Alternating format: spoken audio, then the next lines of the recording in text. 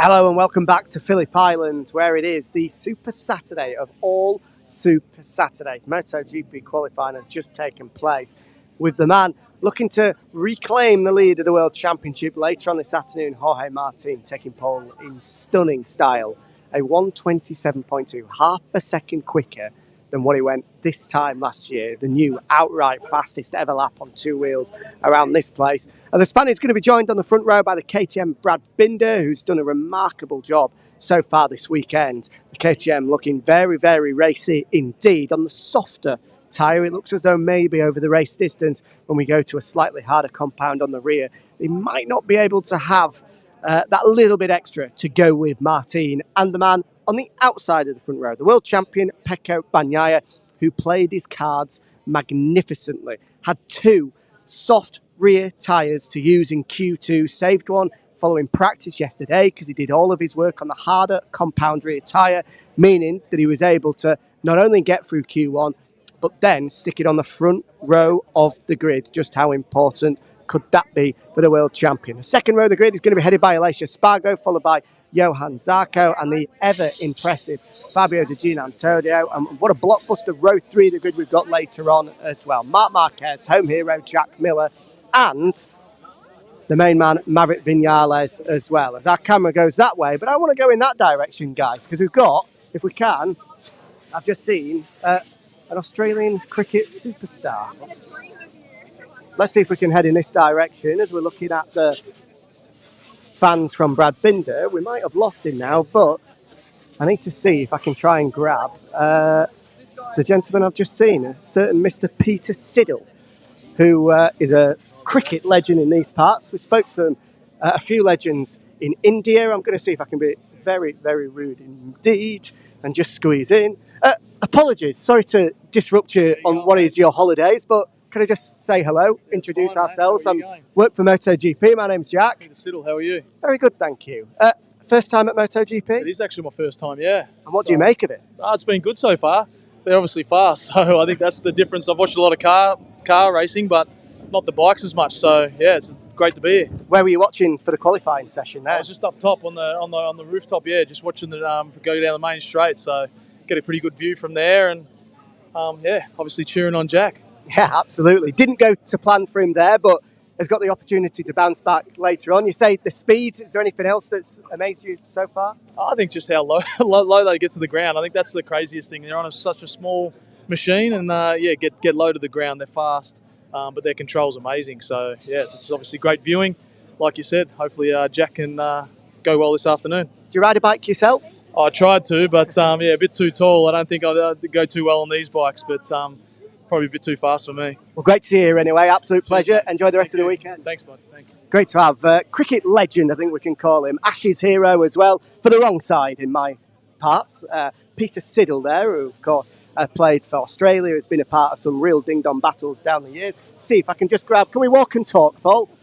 How was that? Yeah, not too bad. I've sort of jumped on you there. Q2 was always going to be tough. How did you find it? Yeah, everyone is way too fast. But no, honestly, it was not too bad. We improved a little bit the lap time from yesterday. And today the track was tricky. In the first corner, the wind was starting to blow. And, you know, when you have a little bit less temperature on the track, when you go inside the corner, you think twice. But no, honestly, we are doing a good job. Brad is also in the top 3, which means that the bike is working well. And, yeah, let's see if we can make a good job today. Good man. Go and enjoy it. Thank you. You're brave as well without a coat. It's cold. I'm too hot always. You know, I come from the mountains. You're used to it now. There we go, Polly Spargo. Good to be able to grab a very, very quick word with him. And I believe we've got a bit of a Dakar legend floating around as well. Daniel Sanders, I believe it is, who's just chatting away to some boys from Fox Sports at the moment. So I'm going to see. He's a gas hero. He's just jumping over. Daniel, before you go, can I just grab you very quickly? Sure, mate. How are you? Oh, good. Just about to go for a surf. The boys just finished qualifying, so I think I might get a quick surf in before, the big race at 3. I think you've got time. What have we got? A couple of hours? Yeah, like in Dakar Rally, we normally have a fair few hours on the road, so might as well just go for a quick dip and get into it. Not your first time here, so It actually is. Is it really? It is. I actually got to go to the Red Bull Ring before here, so I got to get to fit 2 in this season. So unfortunately, still injured, but yeah, we'll be back soon. What do you make of these boys? Yeah, these guys definitely know how to go a little bit faster, but they got no obstacles out on the track. So well, not often. Sometimes we get some geese out there. Yeah, well, you got the geese and the seagulls. So as long as there's no sharks out there or crocodiles, they'll be all right. No, maybe a kangaroo. Yeah, maybe 1 or 2. We are in Australia after all. Who's your money on later on this afternoon? Oh, I don't know. As long as the weather stays away, won't throw any curveballs. But don't know. I think Miller's going to be pretty angry after that. So he's going to come through the pack firing. But hopefully the Red Boys can get up there on the gases, and Paul and Augusto can get up. Good man. Yeah. Great to see you here. Enjoy. Yeah, cheers. Thank you. Great to chat. Dakar legend Daniel Sanders, resident Aussie as well, who's enjoying his time here. Right, let's walk back in this direction to see who else we can find. We've ticked off. What have we done? Where's our camera? Oh, there it is, as we see the tyres go past. So what have we ticked off? Cricket, MotoGP, Dakar. Good work so far, I think, as the sun starts to come out here. And we can tell you a little bit more about that qualifying session and what we can maybe expect later on today. Of course, all of those guys then were on the softer rear tyre, as you would expect for a qualifying session. Maybe 1 or 2 will roll the dice in the Grand Prix and opt for the softer rear tyre, but it looks as though the big issue is after 3 or 4 laps, there's a big drop, and then being able to see all the way out to the end of that 27th lap is going to be difficult. The big concern for a lot of teams, and the thing that will make it interesting for us as well, is that the usage of the rear tyre here is always really, really high, as high as anywhere on the calendar that we go to.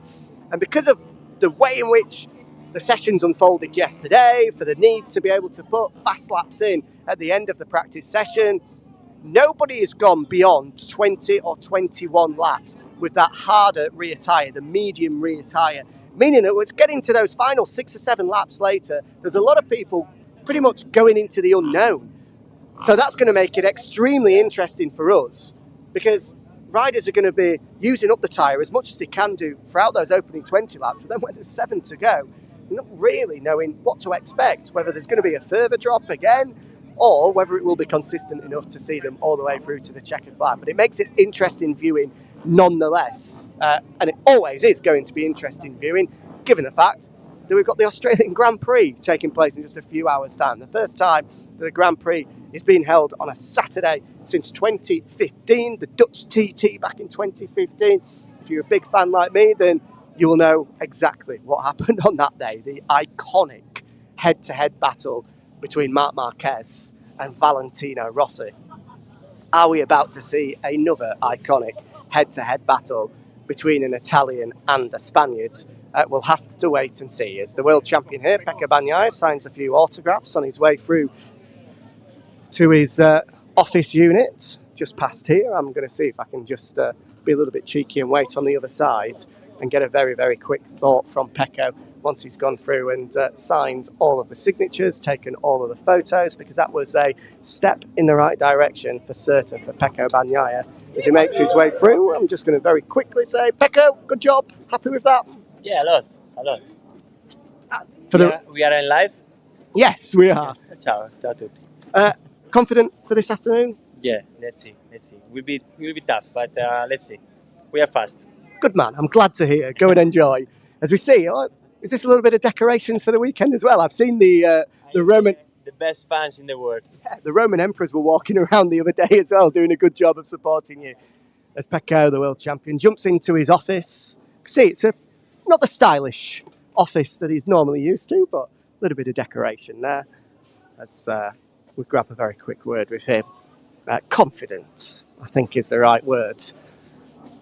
Has the pace, has done a lot of his work on the race tyres, and the fact that he's given himself the best possible opportunity starting from the front row of the grid, I think he'd be a brave man to bet against Bagnaia later. It looks as though it's going to be Martin versus Bagnaia. Maybe the odd person getting involved in there. Brad Binder, we know, is always able to take a step when the lights go out and it's race time, but looking at the form book, looking at the analysis of the lap times, it just screams out it's going to be a real ding-dong head-to-head battle between the men first and second in the World Championship, leaving everything out there. And I, for one, am extremely excited to see that unfold. If I had to put my money on anyone at the moment, I think you'd have to edge. Oh, I don't know. It's tough to call. Maybe Martin. I think the tactics are going to be pretty easy for Jorge Martin. He's going to look to go straight away. He's going to look to break Bagnaia and put the pressure on the Italian. Can Pecco go with him? You would have to say if he's able to stay in touching distance in those opening 10 laps, if Martin is to get the whole shot, then he stands a great chance as we go into the later stages of the race.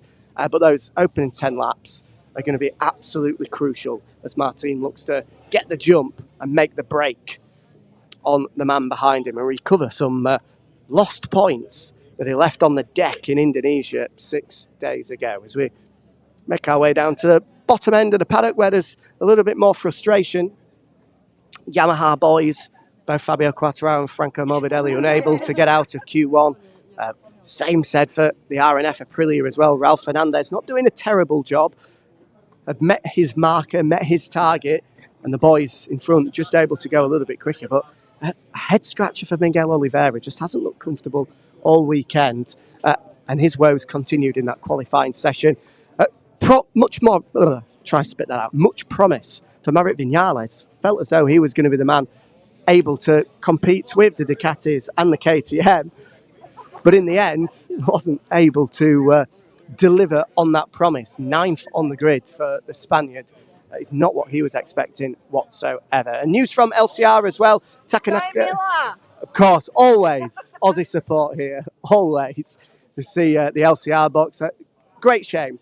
Alex Rins on his way up to Melbourne for a CT scan just to check that broken leg of his, where he's still suffering from real pain. He's had to withdraw from the weekend, which is obviously hugely disappointing for him. And then down at the Repsol Honda garage, Joan Mir, despite his best efforts, unable to get out of Q1, but Marc Marquez was once again able to push well beyond the limit to find a remarkable lap in qualifying to put that Repsol Honda on the front of the third row of the grid. Doesn't deserve to be there. Has absolutely no right being that far up on the grid, ahead of the KTMs, ahead of the Aprilias, ahead of some Ducatis. But Marc Marquez was once again doing Marc Marquez things. So there we go then. We've given us a full tour up and down the paddock here in Phillip Island. Don't forget, it's race time today. We've got Moto3, Moto2 qualifying coming up right next. And then it's time for the Australian Grand Prix, where hopefully, although the sun is shining right now, apparently there's rain on the way. 2:30, 3 o'clock is when my forecast is saying it might land.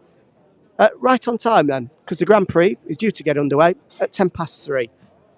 The irony of it, we move the Grand Prix from Sunday to Saturday to try and avoid the rain, and Phillip Island decide to deliver rain anyway. Thank you for joining us on Inside the Paddock. We'll be back with you on Friday next week from the Chang International Circuit in Buriram. Enjoy the weekend, and don't forget, 3:10 local time, the Australian Grand Prix is lights out.